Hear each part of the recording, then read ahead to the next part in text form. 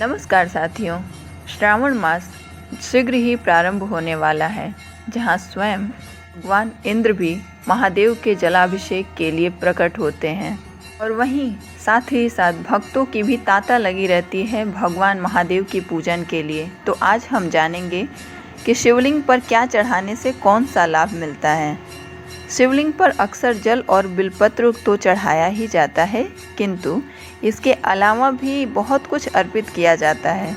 शिवजी का कई प्रकार से द्रव्यों से अभिषेक किया जाता है। सभी तरह के अभिषेक का अलग अलग परिणाम भी प्राप्त होता है। शिव पुराण के अनुसार किस द्रव्य से अभिषेक करने से क्या फल प्राप्त होता है, आज हम इसी के बारे में जानेंगे। जल से रुद्राभिषेक करने पर वृष्टि होती है। कुशा जल से अभिषेक करने पर रोग व दुख से छुटकारा प्राप्त होता है।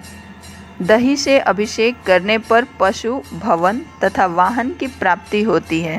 गन्ने के रस से अभिषेक करने पर लक्ष्मी की प्राप्ति होती है।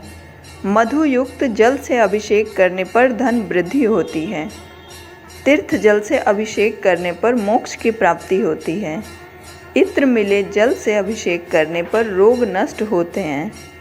दूध से अभिषेक करने पर पुत्र प्राप्ति होती है। गंगा जल से अभिषेक करने पर ज्वर ठीक हो जाता है। दूध शर्करा मिश्रित अभिषेक करने से सद्बुद्धि की प्राप्ति होती है। घी से अभिषेक करने से वंश विस्तार होता है। सरसों के तेल से अभिषेक करने से रोग तथा शत्रुओं का नाश होता है। शुद्ध शहद से रुद्राभिषेक करने से पाप क्षय होता है। इसके अलावा शिवलिंग पर कच्चे चावल चढ़ाने से धन संपत्ति की प्राप्ति होती है। वहीं तिल चढ़ाने से समस्त पापों का नाश हो जाता है। शिवलिंग पर जौ चढ़ाने से लंबे समय से चली आ रही परेशानी दूर हो जाती है।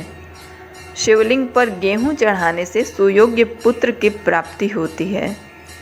शिवलिंग पर जल चढ़ाने से परिवार के सभी सदस्य का तेज बुखार कम हो जाने की मान्यता है। शिवलिंग पर दूध में चीनी मिलाकर चढ़ाने से बच्चों का मस्तिष्क तेज होता है। शिवलिंग पर गन्ने का रस चढ़ाने से सभी सांसारिक सुखों की प्राप्ति होती है। शिवलिंग पर गंगा जल चढ़ाने से मनुष्य को भौतिक सुखों के साथ साथ मोक्ष की प्राप्ति भी होती है।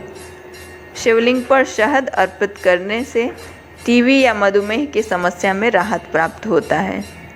शिवलिंग पर गाय के दूध से बना शुद्ध देसी घी चढ़ाने से शारीरिक दुर्बलता से मुक्ति प्राप्त होती है।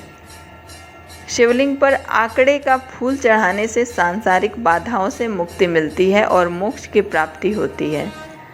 और अंतिम है, शिवलिंग पर शमी के पेड़ के पत्तों को चढ़ाने से सभी तरह के दुखों से मुक्ति प्राप्त हो जाती है। तो साथियों, जो भी हमने उपरोक्त आप लोगों को कार्य बताया है, यदि आप उसे सोमवार, त्रयोदशी, शिवरात्रि या फिर श्रावण के मास में प्रतिदिन करेंगे तो इससे आपको विशेष लाभ मिलेगा। और इस बार का श्रावण मास 4 जुलाई से प्रारंभ हो रहा है और पूरे 59 दिनों का यह मास चलेगा। अर्थात आप सभी को खूब मंगल शुभकामनाएं। धन्यवाद।